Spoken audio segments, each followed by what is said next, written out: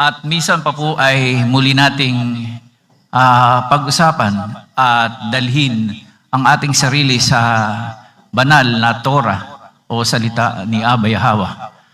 Sa paglipas po ng panahon at sa iba't ibang salinlahi, ang Torah ay nagsilbing guide natin sa mga kapatid sa ating lahat na gumagabay sa mga individual at sa buong pamayanan tungo sa may kabuluhang pamumuhay.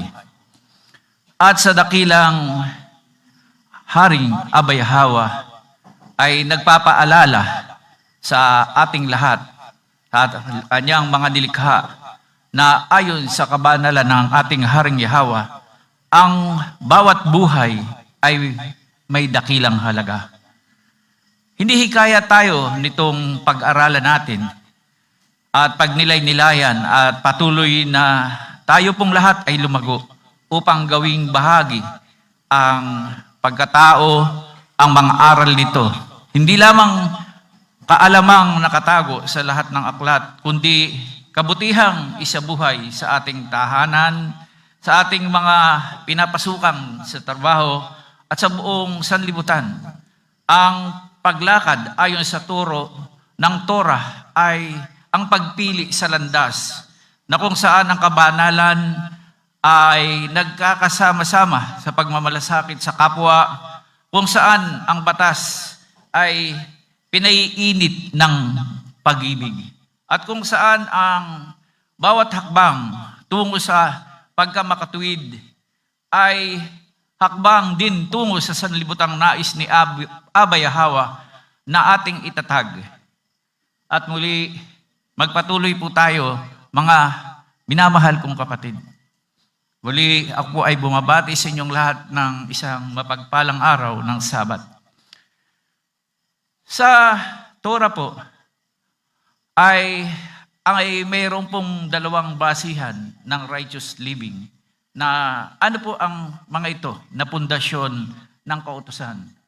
So makikita po natin sa aklat ng Exodus chapter 20 verse 3 na huwag kang magkaroon ng ibang Diyos sa harapan ko. Ito ang ugat ng matuwid na pamumuhay. Tama po ba?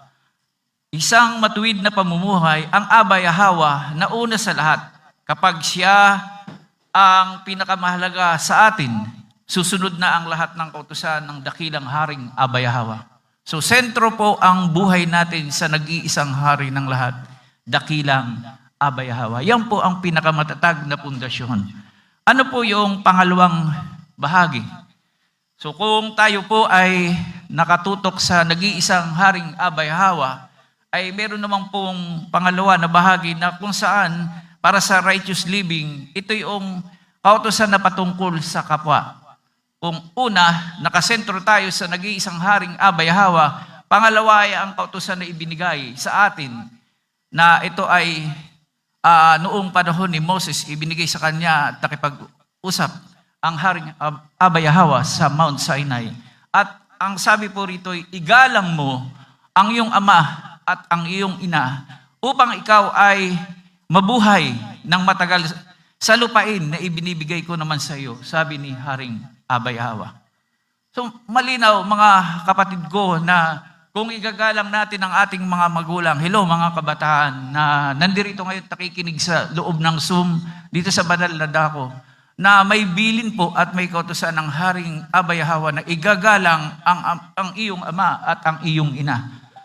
At ito pong aral na ito, itong kautusan na ito ay mayroon pong kapalit o ibinigay ang Haring Abba Yahweh na kung susundin ng mga kabataan ng mga anak natin na igagalang ang ilang mga magulang ay ano po ang sabi?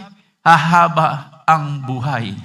Ayan. So, sa talatang ito, ang tanging utos na may kalakip na pangako, kapag iginalang mo, ang iyong mga magulang ay pagpapalain ka ng mahabang buhay.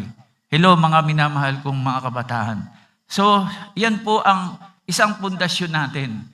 So, una, mahalin mo ang ating dakilang Haring Abba Yahweh at wala ng iba pa. So, ibig sabihin, wala na pong marami na sumisingit-singit pa po sa kapanahonan natin ngayon na wala na nga sa atin. So wala na, lumabas na sila at mayroon pa silang ibang Diyos maliban kay Abay Hawa. So ano pa po? Ipinagbabawal ang pagkitil ng buhay. Ibig sabihin, huwag kang papatay. Ano pong ibig sabihin dito? Ipinagbabawal ang pagkitil ng buhay ng tao nang walang matuwid na dahilan.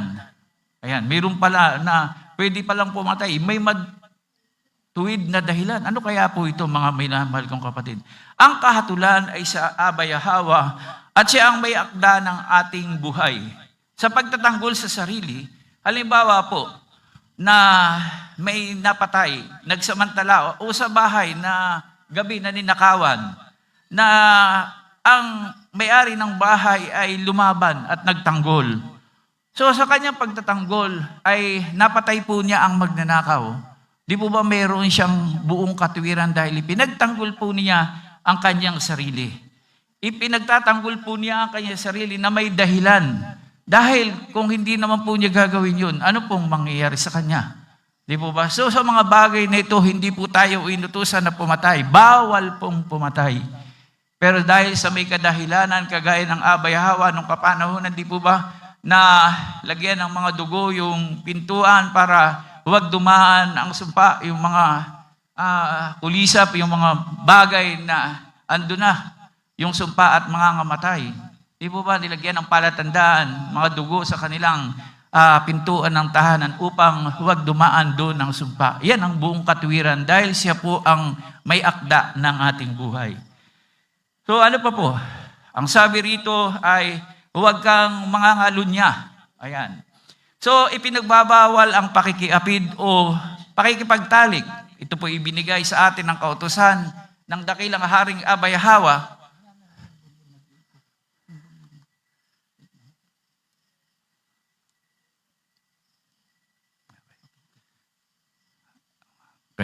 So, nag-e-echo po. So, pasensya na, naka-volume pala sa akin. So, huwag kang mangangalunya. So, sa mga bagay nito, mga minamahal kong kapatid, na ipinagbawal ang pakikipag-apid o pakikipagtalik sa hindi mo asawa, hindi asawa, o sa asawa ng iba, mahigpit po ang batas na ito.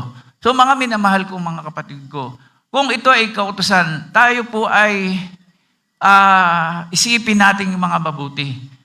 Mabuti po yung tayo ay ilang beses nating pakaisipin. Misan tayo po ay nadadala ng tukso. Misan nadadala po tayo ng mga bagay na hindi natin dapat gawin. Pero nangyayari po ang mga bagay na tayo nasisilo ng kaaway. So, sa bagay na ito na huwag kang makipapid sa hindi mo asawa. So, ibig sabihin po, mga minamahal kong kapatid, ay tayo po ay sumentro na. Dahil ito po ay kautusan. Mahigpit po yan. Kaya kung mayroon man dito sa atin na mayroong nagkakagusto o nagkakaroon ng pag-ibig sa iba, alalahanin po ninyo kung talagang siya ay walang asawa, so natural na pwede. Pero kung mayroon, intindihin po nating mabuti ito. Ano po? So mahalaga po ito, mga minamahal kong kapatid. So ano pa po? Huwag kang magnanakaw, huwag kang magbibigay ng maling patotoo laban sa iyong kapwa. Kilalanin ng lahat na ang lahat ay mula sa Abay Hawa. Di po ba yung pagnanakaw talagang mahigpit din po ang bilin dito dahil ito po ay pinagtiwala ng Abay Hawa kung ano ang mayroon tayo tapos nanakawin lang ng iba. Di po ba? So, ikilalanin na ang lahat mula sa Abay Hawa at ang pag-aari ng kapwa ay kanyang ipinagtiwala sa kanila. Kapag nagnakaw ka, sinasalungat mo ang pagpapasya ng Abay Hawa kung kanino ibinigay ang biyaya. Huwag bawiin ang pawis at pagpapagal ng iyong kapwa. Ang pagnanakaw ay paglabag sa dignidad ng tao, inaalis ang bunga ng kanilang sipag at tiwala. Igalang ang hangganan ng kapwa. Ipinagbabawal nito hindi lamang ang pisikal na pagnanakaw, kundi pati na rin ang paglilindang sa kalakal o sweldo. Kasama po pala yun. Kung ikaw ay nagtatrabaho, huwag mong nanakawan sa oras ang iyong employer, ang iyong amo. Kasama na rin po yung bagay na nandun na sa iyo yung biyaya tapos kukuhain pa ng iba.